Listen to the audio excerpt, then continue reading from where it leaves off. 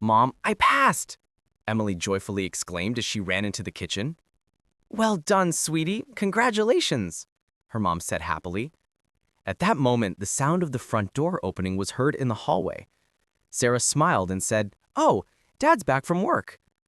Victor took off his shoes, and suddenly his daughter hung around his neck, shouting, "Daddy, I passed with 100 points!"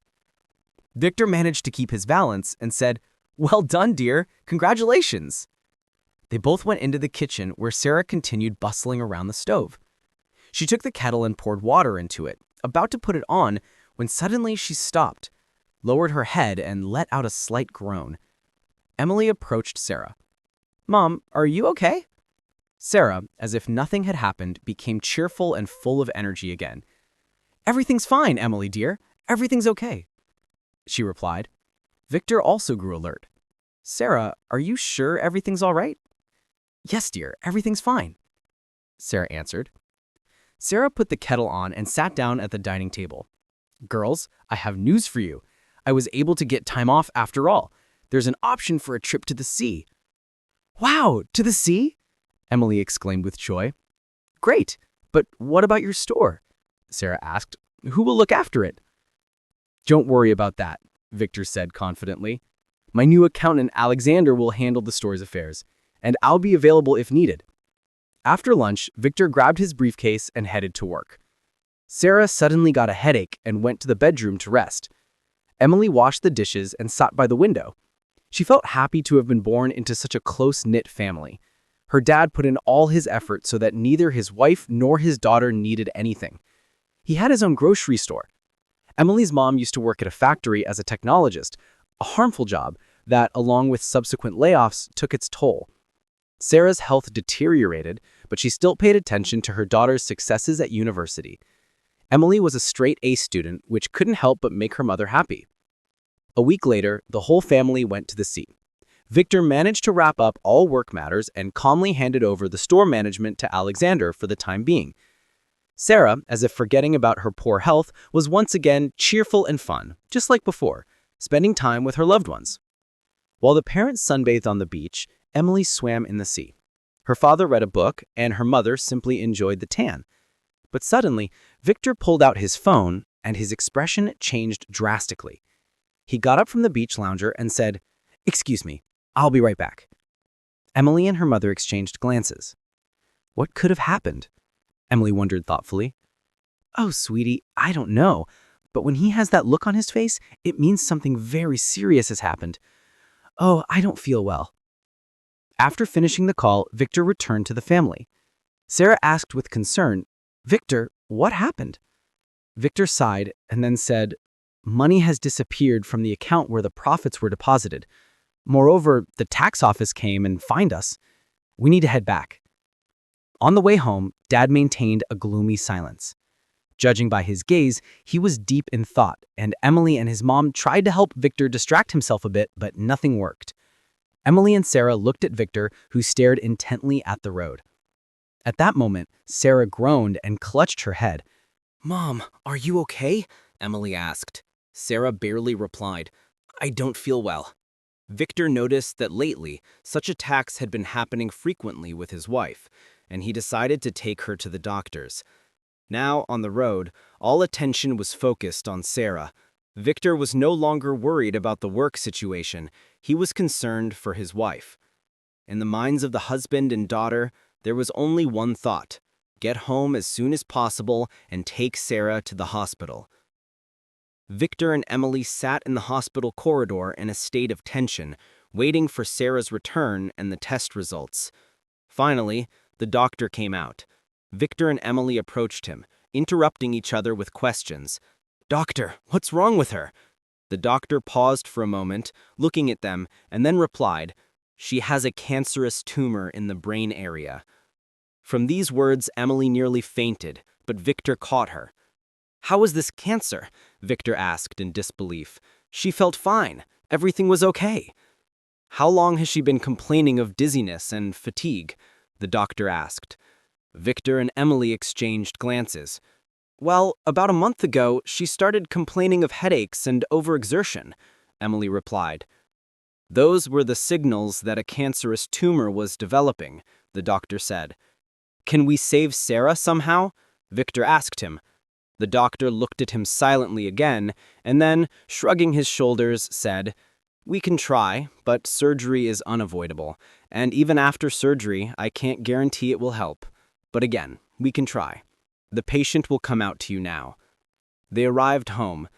I'll try to find the funds for surgery as soon as possible, Victor said. For now, I'll go deal with the accountant. I'll be back soon. Victor went to work and Emily went to her room. She was also determined to save her mom and believed her father could find a way out. Coming out of her room, Emily decided to check on her mom. Sarah was resting, color had returned to her cheeks, and Emily thought to herself, maybe the illness story is just a stupid dream. Arriving at work, Victor immediately entered the accountant's office. Alexander turned pale from the surprise, and Victor began speaking. Tell me what happened here. How could the money disappear, and how did the inspection come to us? Victor, I really don't understand how this happened. What about our account? Where did the money go? I don't know, Victor, the accountant justified himself. Without saying anything, Victor left the office. His mind was a storm of thoughts, work problems mixed with worries about his wife's health. He needed money for Sarah's treatment and to keep the business afloat, which he lacked precisely because of the theft from the account. Tired from the road and all the events, he decided to return home and rest a bit. On the way, he bought cognac. It seemed to him that alcohol would help him relax and sort out his thoughts. When Victor arrived home, Emily met him in the hallway. Seeing the cognac, she voiced the question, Dad, why did you buy cognac? Sweetie, I need to think about how to solve all our problems, and cognac will help me not to panic. Dad, just don't overdo it, please, Emily pleaded. Don't worry, sweetie, everything will be fine. Every day, Victor and Emily didn't stop searching for money for the treatment. Relatives hoped it would yield positive results. Besides that, Victor tried to solve work problems. The tax inspectorate had audited and issued a very large fine. Victor's entire cash reserve couldn't cover it. A significant portion of income went toward paying it off. The store was operating at a loss. Victor tried to fix the situation as best he could. He had to take out more than one loan to finally sort out the store situation, and most importantly, start his wife's treatment. Sarah was admitted to the hospital. Emily tried not to leave her mom's side for a second. Her schedule was divided between university studies and caring for her mom. Unfortunately, Emily couldn't always attend classes. On days when Sarah had chemotherapy, she often stayed with her in the hospital. Sarah was changing before their eyes. Sometimes she forgot where she was, and at times it was hard for her to move. Mommy, I'll be back soon, Emily said, leaving the hospital room. I need to go to university. Okay, sweetie, I'll be here. I love you. And she left. Emily exited the hospital, wiped her tears, and headed to university. It was always very painful for her to see her mom in such a state.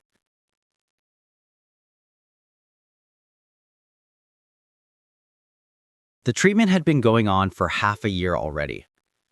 And one day after classes, Emily came to the hospital to see her mom.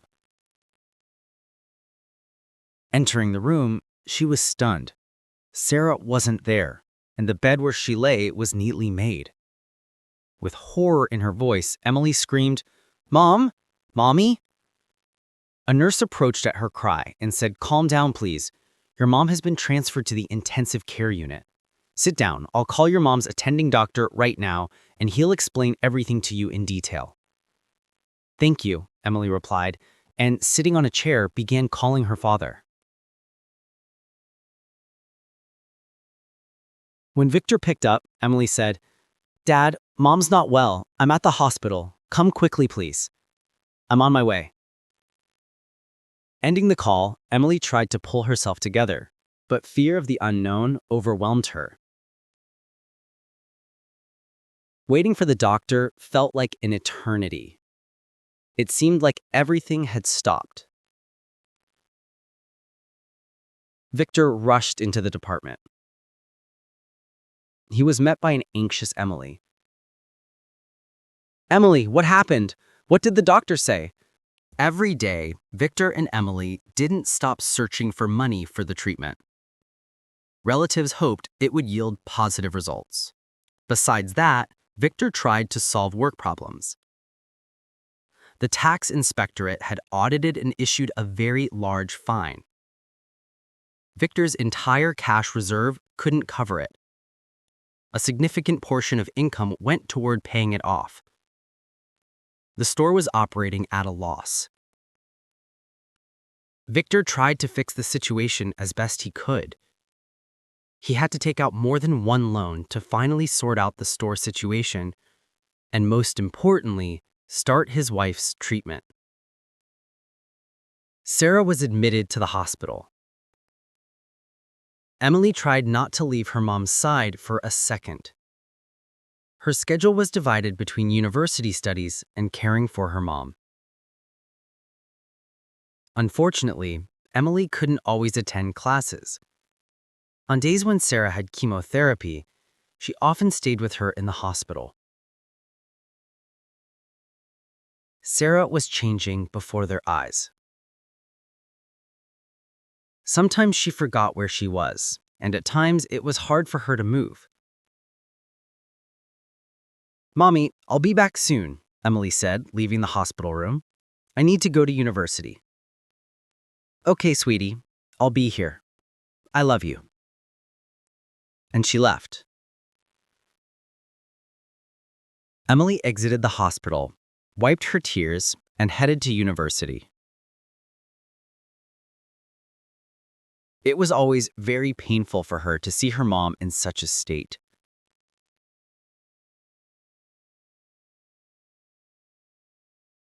The treatment had been going on for half a year already. And one day after classes, Emily came to the hospital to see her mom. Entering the room, she was stunned. Sarah wasn't there, and the bed where she lay was neatly made. With horror in her voice, Emily screamed, "Mom? Mommy?" A nurse approached at her cry and said, "Calm down, please. Your mom has been transferred to the intensive care unit. Sit down. I'll call your mom's attending doctor right now, and he'll explain everything to you in detail." "Thank you," Emily replied, and sitting on a chair, began calling her father. When Victor picked up, Emily said, "Dad, Mom's not well. I'm at the hospital. Come quickly, please. I'm on my way." Ending the call, Emily tried to pull herself together, but fear of the unknown overwhelmed her. Waiting for the doctor felt like an eternity. It seemed like everything had stopped. Victor rushed into the department. He was met by an anxious Emily. Emily, what happened? What did the doctor say? Emily burst into tears. "Daddy, I don't know anything. The doctor hasn't come yet." Minutes passed. Victor paced back and forth in the hospital corridor with worry, glancing at the intensive care door. Emily was shaking. Victor sat next to her and hugged her, saying, "Emily, everything will be fine. You hear?" "Yes, Dad," Emily murmured and burst into tears again. Victor hugged her tighter. Finally, a nurse came out of the department, followed by the doctor. Victor approached him without a word. The doctor shook his head negatively and walked away in the same direction as the nurse. Emily couldn't believe what she saw. It seemed like a nightmare. She slid to the floor and began sobbing harder than before. Victor approached and lifted her, sitting her on a bench. He hugged her and said, "Sweetie, I'm here with you." Emily cried bitterly. It seemed nothing in the world could console her. The mom who had given her so much love, always supported her in difficult times, and simply given all of herself was gone. It was as if time had stopped, just like her mother's heart. They hadn't managed to perform the surgery. They hadn't managed to save her. At that moment, Emily hated the whole world, life itself. She didn't want to live anymore. They returned home completely shattered. Her father went to the kitchen, and Emily went to her room. After composing herself a bit, she went to the kitchen and saw a difficult scene. Her father was sitting at the table, drinking. Emily had never seen him like this. The pain was so strong that for Victor, the only way to drown it was probably alcohol. Days blurred together. Emily stopped attending university classes. She received a letter from the dean's office stating she had been expelled for absences. Victor's grief turned into alcoholism. He drank constantly and no longer paid much attention to the store's affairs. The accountant managed to take over the entire store. Debts from the loans taken to save Sarah were growing rapidly. Emily tried to find a job, but she was refused everywhere because she had no education. Money was catastrophically short. One day, Victor barely entered the apartment after another bottle. He seemed lost in space. He tried to quietly go into the kitchen, but Emily came out of her room. Her father saw that she was tearful. Even though he was drunk, he understood that Emily was upset not only because of losing her mother, but also because of him, the father who had been her ideal of a real man, and now he was a typical alcoholic, unable to control himself. This added to his pain, and he drowned it again with another glass. Emily cried bitterly in her room. She missed her mom. It felt as if she hadn't died, but had just gone out somewhere. But when she returned to reality, realizing she wouldn't come back, it became even harder for Emily. Hearing her father go to his room, Emily calmed down a bit and fell asleep. In the middle of the night, some noise in the hallway woke her. She came out of her room and saw her father getting ready to go somewhere. She asked him, "Where are you going?" "To the store, sweetie, right now, before dawn. I just really need it." Emily approached her father. "Dad, please stay. It's unsafe at night." "Emily, everything will be fine. I'll take my phone." Victor left. Worried, Emily went to the kitchen and decided to make herself some coffee. She stood by the window, continuously looking out into the yard for her father. Time passed, but he didn't return. She called him several times, but he didn't answer. An hour after Victor left, she got dressed and went out into the street to search for her father. The nearest store was a 10-minute walk away. Emily walked, peering intently around, trying to spot her father in the darkness, but he wasn't on the way or in the store itself. Returning home, she immediately went to her father's room, but he wasn't there. Not in the kitchen, not in the bathroom, not in her room, nowhere. Emily immediately called the police and reported her father's disappearance. The fear turning into despair was so strong that Emily didn't know what to do. She printed posters herself and put them up all over the neighborhood. A week passed since Victor's disappearance. Despair overwhelmed Emily. She didn't understand what she had done to deserve such punishment. Even after a month, the searches led to no results. There was almost no money left. Debts only grew. Emily's hands finally dropped in defeat. Meanwhile, she needed to find a job, but everywhere required qualified specialists, which she wasn't. Failures in searching for her father smoothly transitioned into failures in job hunting. Finally, Emily managed to get a job as a seller in a kiosk. Days replaced each other. A whole year flew by unnoticed. Victor was declared missing. Life became so unbearable that Emily wanted to disappear just like that, to forget. Constant lack of money only worsened the situation. She constantly received written warnings about paying utilities and loans. Emily hopelessly dragged on her gray existence, burdened with problems and questions, falling asleep every night without much desire to live or hope for the better. One day, she had a strange dream. Emily looked around, trying to understand where she was. Suddenly, her mom appeared before her. Emily couldn't believe she was seeing her. The daughter had so many questions she desperately wanted answers to. Shocked and as if hypnotized, she followed her mom. As they walked, Sarah asked, "How are you, sweetie?" Emily murmured, "Very bad, Mommy. I miss you so much, and Dad. I can't find him. If you know where he is, please tell me." "Emily, I can't say for sure." "At least tell me if he's alive." "Yes, he's alive." Will I see him? Hope flickered in Emily's voice. Here's what, sweetie. Bring me some bread to the grave. Bread? Why bread? Emily asked in surprise. But Sarah didn't answer. She silently walked ahead, and at that moment, Emily heard the alarm clock sound. She looked at the clock. It was 8 in the morning. Emily sat up and tried to have breakfast, but she had no appetite. The dream bothered her. She quickly got ready, left the house, and went to the nearest store to buy bread, pies, and some sweets. Then, Emily got on a bus heading toward the cemetery. The girl seemed to notice no one and nothing around her. She didn't know what awaited her ahead, but the feeling that she needed to be at her mother's grave was very strong.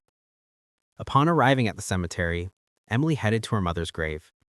On the way, she recalled her dream. Some fear approached, a fear of uncertainty. Finally, Emily reached Sarah's grave. She sat on the bench nearby and looked at her mom's portrait.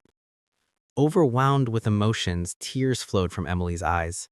She remembered her parents, their bright and almost carefree life. Then she took the bread out of the bag and placed it on the grave. The girl was about to leave when suddenly a stray dog approached her and sat nearby. It didn't pay attention to the bread. Emily noticed that the animal looked very exhausted, perhaps unable to even handle a piece of bread. Emily remembered she had pies and sweets. Dogs can't have sweets, she thought. She took a meat pie, broke it into several pieces, and placed them next to the dog. It took the largest piece and went on its way. Emily thought to herself that she needed to feed it more since it took so little. The girl followed it. Together, they left the cemetery grounds and headed toward a wooded area. The dog kept going, and Emily already thought it would be better to return to the bus stop, but she continued, driven by a sense of necessity. Suddenly, Emily realized she had lost sight of the dog, but in the distance, she noticed a person. Approaching closer, she saw a vagrant sitting on a stump. The girl immediately decided to give him the food she had brought. Emily approached the man, overgrown with a beard, in ragged clothes, sitting and staring at the ground. Emily asked, "Sir, can I help you with anything?" The man flinched in surprise and said, "Give me something to eat, please." His voice seemed quite familiar and dear to her.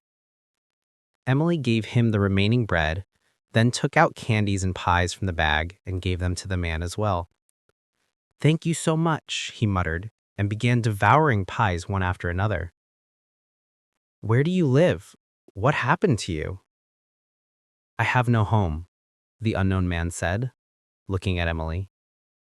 From his gaze, Emily was speechless. She couldn't believe her eyes. In a surge of emotions, Emily shouted to the man, "Dad!"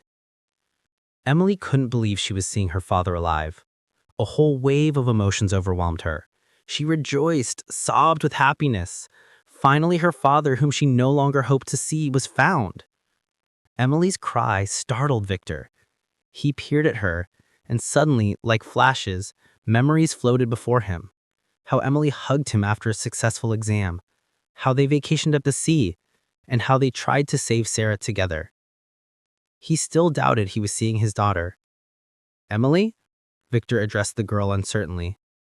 "It's me!" He suddenly came to life. Emily took his hand and helped him stand. Unexpectedly, they threw themselves into each other's arms, crying together from joy and the grief they had endured.